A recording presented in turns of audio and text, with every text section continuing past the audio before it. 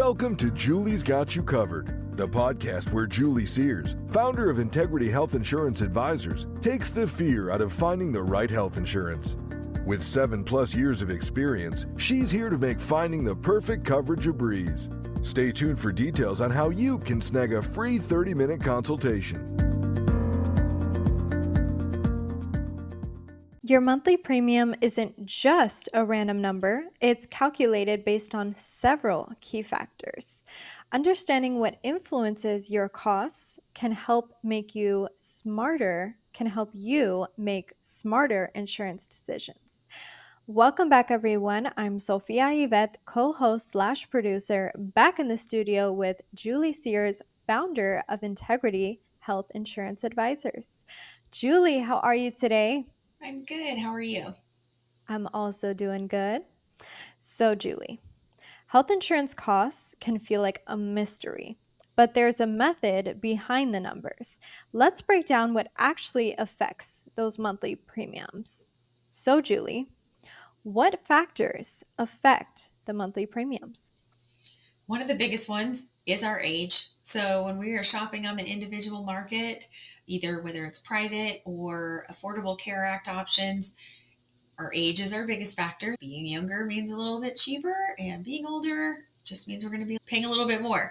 The next factor really is the region in which you live in. So it's based on, are you more rural or is it more city style? Again, it's all risk assessment, right? And of course, the cost of living is a big factor. So I notice a huge spike on the East Coast versus the Midwest. For some strange reason, Nebraska seems to have really high rates. Texas, we're a little bit high here, but nothing like Maryland and North Carolina and Virginia. Those are exceptionally high. And then, of course, some of them will take into account whether you use tobacco or not, and that can increase your rate. And then there is the number of people on the policy. So once you're on an individual plan, you're paying per person. So it's not like a group plan where you're used to that family bundle, whether you have one kid or 5 kids, the same rate. If you have a family of 7 and you have an employer option, 100% take the employer option. It's going to be cheaper because when you go on an individual plan, you will be paying per person. And when you're adding dependents, it can be anywhere from $150 to $250 per dependent. So that will add up very quickly if you've got a lot of dependents on there. And then, of course, the parents, depending on their age, just adds to it. So it can quickly increase those rates, and people don't realize that. I've had a lot of people this year shopping against their employer plan, and it's really hard to beat an employer plan unless we're just moving the family and not the employee. An employer is paying half of an employee, but the family can get expensive, so that's where we really need to shop. But it's been an exceptionally high number of people just trying to compare against their group plan. But most of the time, an employer plan is going to work and be most cost effective. Now, why do health insurance premiums vary by location? It's just that risk factor based on the lifestyle and the number of people, access to doctors, all of those things that pile in. Those are all actuary numbers that I don't get into, but they do take that in because it's just a matter of a risk assessment. Our rates tend to be a little higher here in the DFW area. There's a lot of people, there's a lot of congestion. Yes, we have a lot of access. There's a hospital in every corner. There's also how many car accidents a day that obviously increase our risk just due to the volume of people that are here. Out in the country a little bit further where less people, less use, it's just based on all of those different risk factors that they're looking at to roll it into their best guess of what that's going to look like. Average income, those types of numbers all get fed into their, I'm sure, super fancy machine. But the biggest factors are going to be our area that we live in, our age, and the number of people on a policy. Now, what strategies can consumers use to find more affordable health coverage besides the employer plan? That's where I come in and just shop the options and just keep it real for you. Oftentimes, we can split a family up and the employee takes the employer plan and we move the family, and it can save a significant amount of money. I'm actually working with a family right now in Illinois. It's $2,000 to add his family to his plan. And we're able to find him a private plan to save him half. Wow. So pretty sure every family out there would be happy about saving $12,000 a year. So that's pretty significant, especially they've got 3 kids in college. So I'm sure they'll appreciate any savings. But options also vary by state. So some carriers aren't available in each state.